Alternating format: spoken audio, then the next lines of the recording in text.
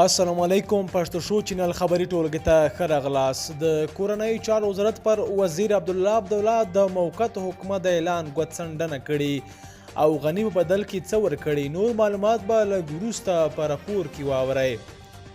دویم راپور ټرمپ پر پاکستان سختې نیوکې وکړې. له فوکس نیوز تلویزیون سره په مرکه کې ټرمپ له ډېرې مودې وروسته پر پاکستان سختې نیوکې وکړې او پر دې هېواد د تروریزم د ملاتړ په خاطر د مرستو د بندولو دفاع وکړه. د امریکا ولسمشر ډونالډ ټرمپ وایي چې پاکستان نه یوازې دا چې د امریکا لپاره هیڅ نه کوي، د القاعده له مشر سره یې مرسته کړې وه چې د ایبټ آباد په یو پوځي ښار کې پټ شي. د امریکا ولسمشر ټرمپ ویل موږ پاکستان ته چې بن لادن پکې اوسېده د کال 1300 میلیون ډالر ورکول. موږ د پاکستان ملاتړ کوو. موږ دوی ته هر کال 1 میلیارډ او 300 میلیون ډالر ورکول خو نورې نه ورکوو. ما دا پیسې په پاکستان د دې لپاره بندي کړې چې دوی زموږ لپاره هیڅ هم نه کول.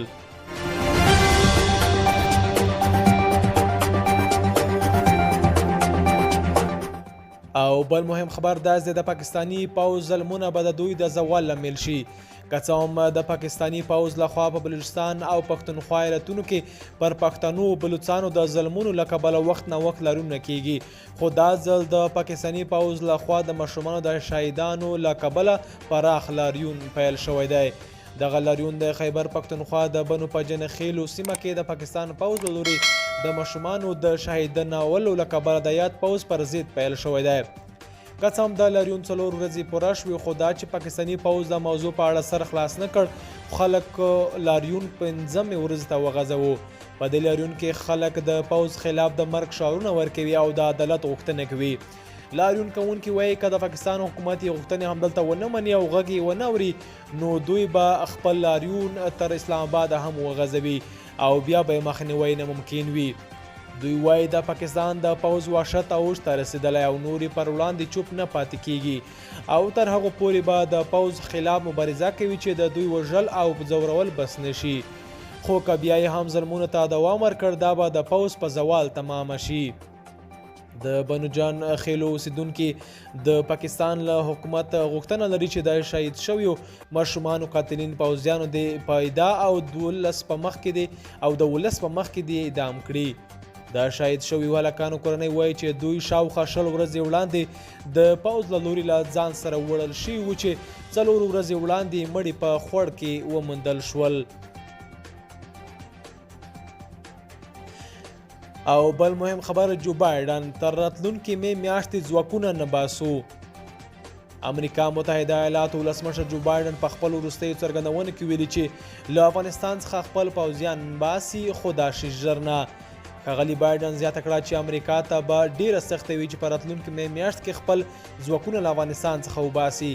که څه هم بایډن دا ونه ویل چې څه وخت به خپل ځواکونه له افغانستان څخه وباسي، خو دا یې ویل چې په نږدې راتلونکي کې د پوځیانو په وتلو غور کوي. هېر دې نه وي چې 13 ورځ د امریکا دفاع وزارت په یوه خبرپاڼه کې ویلي و چې دغه وزارت د خپلو پوځیانو وتو ته پوره چمتووالی لري. د امریکا د دفاع وزارت ویان جان کیری ویلي که چیرې د امریکا ولسمشر بایډن وغواړي چې سرتیري وباسي، نو دوی ورته پوره چمتووالی لري. د امریکا دفاع وزیر په افغانستان ته د سفر پر مهال ویل چې د سرتیرو وتلو په هکله به وروستۍ پریکړه د امریکا ولسمشر جو بایډن کوي، چې اوس یې په تایید سره د دې وزارت ویان هم څرګندونې کړي او زیاته کړې ده چې که بایډن وغواړي نو پوره چمتووالی لري ترڅو سرتیري له افغانستانه وباسي. دا څرګندونې پر داسې مهال کیږي چې سپینې ماڼۍ ویلي په افغانستان کې د تاوتریخوالي زیاتې د سولې په وړاندې خنډونه رامنځته کولی شي او باید داسې ونه شي. بل خبر داس دی د طالبان د خپل یو شدید دریځ څخه تیر شول.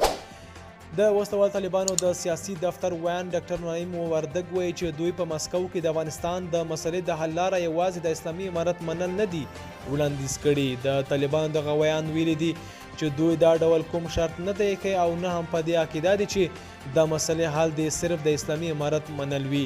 وردګ ویلي دي چې ځینې کسان د اسلامي نظام له کلمې څخه ناسم مطلب اخلي او کله چې طالبان دا خبره کوي نو دوی فکر کوي چې طالبان اسلامي امارت غواړي.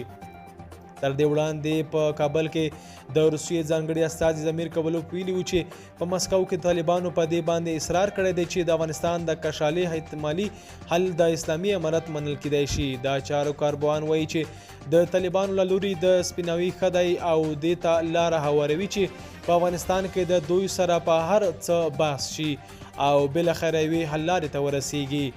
تر دې وړاندې نورې هم داسې ګنګوسې خپره شوي وي چې طالبان صرف د اسلامي امارت راتګ غواړي، خو د دې ډلې ویان دا خبره رد کړې ده. طالبانو وړاندې یو ځل ویلي و چې د دوی لپاره مهمه خبره دا ده چې د نظام قانون څه شی دی، د څه شي څخه جوړ شوی دی. کله کې قانون اسلامي نو بیا یې پروا نه کوي چې نوم یې څه شی دی، په نوم باندې رخت بحث کیدای شي.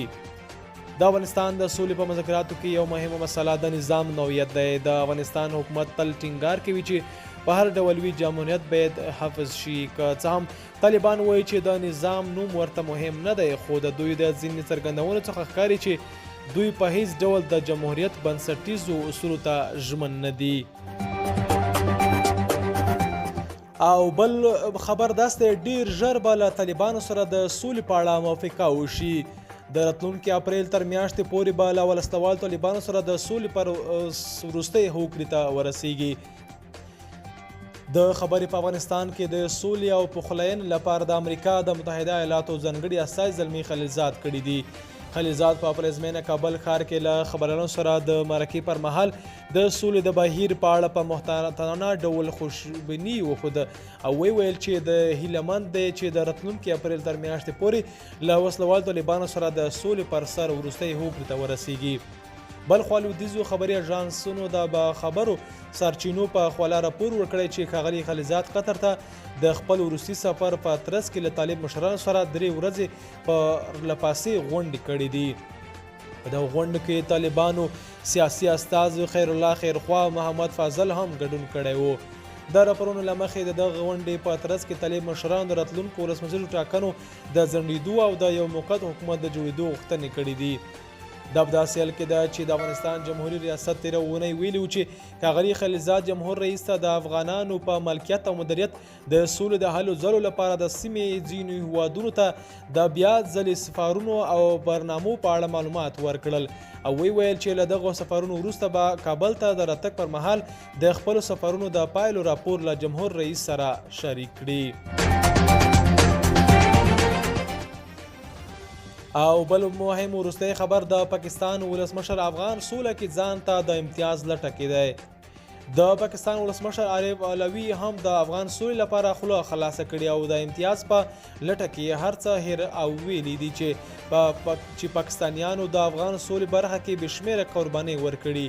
پاکستان د تاریخ په اوږدو کې د افغانستان هغه ګاونډي پاتې شوی چې هیڅ وخت یې ورسره په صادقانه قدم نه دی اخیستی او تل یې ورسره 2 مخې توپ کړی، نو د سولې لپاره یې قربانۍ بیخي لرې خبره ده. د پاکستان ولسمشر علوي په خپلو خبرو کې ویلي چې د پاکستانیانو د افغان سولې لپاره بشمیره قربانۍ ورکړي، نو همدا لامل دی چې اوس ټوله نړۍ د افغان سولې په برخه کې د پاکستان هڅې ستایلي. هغه چې د څرګندونې د پاکستان د ملي ورځې په مناسبت یو پوځي غونډې ته کولی ویل پاکستان به لا هم خپلو همکاریو او هڅو ته په دې برخه کې دوام ورکوي. که غواړئ مهم وروستي دقیق خبرونه واورئ زموږ پښتو شو چینل سبسکرایب کړئ او ویډیو شیر لایک کړئ. تر بیا ښه وخت.